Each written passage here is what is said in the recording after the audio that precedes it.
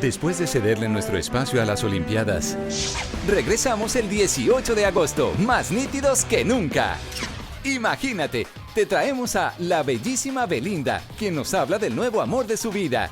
Entonces ahora estoy, imagínate, enamorada, porque llevo un año con él y duerme conmigo y se pone así para que le haga cosquillitas. Rakim y Ken White se acusan de desordenados e impuntuales. No, los dos somos tranquilos. Sí. Tranquilos los dos. Sí, tienen el cuarto en orden. Sí, sí. Ah, ok. Larry Hernández nos lleva a donde ninguna cámara estuvo invitada. Fonseca nos declara que no estaba muerto ni de parranda. Pues digamos que entre un disco y otro hay muchas cosas que pasan. A veces la gente piensa que es que uno se desapareció. Jenny Rivera más orgullosa que nunca como madre y abuela. Por ellos estoy donde estoy. Si mis hijos no hubiesen existido, yo no hubiese luchado como he luchado para lograrlo. Esto merece medalla de oro y no te lo puedes perder. ¡Te esperamos!